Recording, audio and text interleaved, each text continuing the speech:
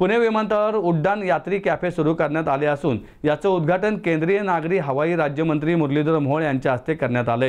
येथे वडापाव 20 रुपये, पाणी बाटली 10 रुपये आणि चहा 10 रुपयांना मिळणार आहे।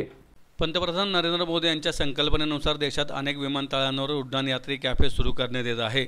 सध्या देशात कोलकाता, चेन्नई, अहमदाबाद आणि आता पुण्यात उड्डाण यात्री कॅफे सुरू झाला आहे। त्यामुळे लोहगाव येथील आंतरराष्ट्रीय विमानतळावर प्रवाशांना आता स्वस्तात चहा कॉफी उपलब्ध झाली आहे। यामुळे सर्वसामान्य प्रवाशांना मोठा दिलासा मिळाला असून कमी दरात चहा कॉफी, पाणी बाटली, वडापाव, समोसा यांची चव चाखता येणार आहे।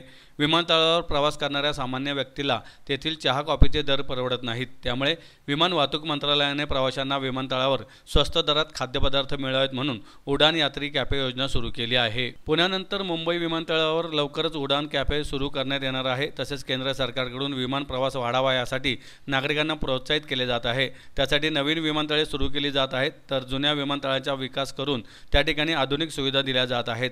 तसेच देशांतर्गत आणि आंतरराष्ट्रीय विमानांची संख्या देखील वाढवण्यात येत आहे, असं मुरलीधर मोहोळ यांनी यावेळी सांगितलं। उडान यात्री कॅफेत चहा 10 रुपये, कॉफी 20 रुपये, पाणी बॉटल 10 रुपये, समोसा 20 रुपये आणि वडापाव 20 रुपयांना उपलब्ध असणार आहे।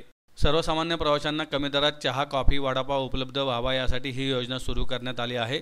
पुण्यातील प्रवाशांना याचा फायदा होणार असल्याचंही केंद्रीय नागरी वाहतूक राज्यमंत्री मुरलीधर मोहोळ यांनी सांगितलंय। देशाचे लोकप्रिय पंतप्रधान आदरणीय नरेंद्र मोदीजींच्या संकल्पनेतून या देशामध्ये उडान योजना विमान सेवा सुरू झाली आणि आपण आज पाहिले की देशामध्ये जवळपास 650च्या वरती उडान योजनेच्या माध्यमातून देशभरामध्ये छोटी शहरं मोठ्या शहरांना जोडली जात आहेत।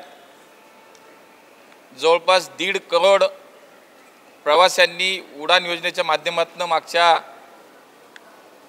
2-2.5 वर्षामध्ये प्रवास केला आणि या उडान योजनेच्या माध्यमातून मोदीजी असं म्हणतात कि उड़े देश का आम नागरिक हवाई चप्पल पहनने वाला भी अब हवाई सफ़र करेगा।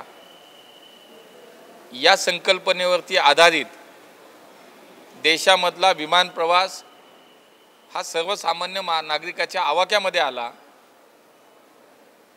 मी म्हणालो तसं जवळपास 1.5 कोटी नागरिक आत्तापर्यंत या विमान सेवेने ज्यांनी प्रवास केला। नुकत्याच झालेल्या केंद्राच्या अर्थसंकल्पामध्ये सुद्धा माननीय देशाच्या अर्थमंत्री निर्मलाजी सीतारामन यांनी सुद्धा घोषित केलं की उडान योजना इथून पुढे 10 वर्ष आम्ही ही आता कायम ठेवणार आहोत आणि पुढच्या 5 वर्षामध्ये या देशातील 4 कोटी लोक ही उडान योजनेच्या माध्यमातून आता प्रवास करतील। आणि यासोबतच हाही विषय सातत्याने समोर यायचा की विमानतळावरती सर्वसामान्य माणसाला खाद्यपदार्थ फार महाग मिळतात आणि म्हणून जसा विमान प्रवास सर्वसामान्य माणसासाठी आवाक्यात यावा म्हणून VGFच्या माध्यमातून केंद्र सरकारनं ही उडान योजना सुरू केली। त्याचप्रमाणे उडान यात्री कॅफेची सुद्धा संकल्पना माननीय मोदीजींच्या विचारातून पुढे आली आणि देशामध्ये कलकत्ता असेल, चेन्नई असेल आणि अहमदाबाद याच्यानंतर आज पुण्यासारख्या एका मोठ्या विमानतळावरती उडान यात्री कॅफेला शुभारंभ झाला। 20 रुपयामध्ये वडापाव, 20 रुपयामध्ये समोसा, 10 रुपयामध्ये पाण्याची बॉटल, 10 रुपयामध्ये चहा, अशा पद्धतीनं आता सर्वसामान्य माणसाच्या खिशाला परवडेल अशा पद्धतीनं आता पुणे विमानतळावर सुद्धा हे खाद्यपदार्थ उपलब्ध असतील। पुढच्या काही दिवसात आम्ही मुंबईच्या विमानतळावरती सुद्धा उडान यात्री कॅफे सुरू करत आहोत। त्यामुळे मागच्या 10 वर्षात या देशातील विमानन क्षेत्रामध्ये मोठी क्रांती झाली। 10 वर्षापूर्वी या देशामध्ये 74 विमानतळ होते, आज 160 विमानतळ झाली। अशी अनेक उदाहरणं आपल्याला पूर्वी लोक ST मागायचे, रेल्वे मागायचे, आज लोक विमान सेवा मागतायत।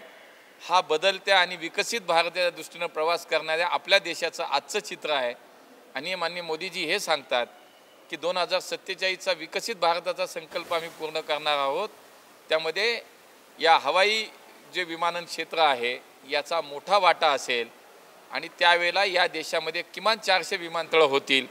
अशा पद्धतीने एक मोठं काम या क्षेत्रामध्ये आज सुरू आहे.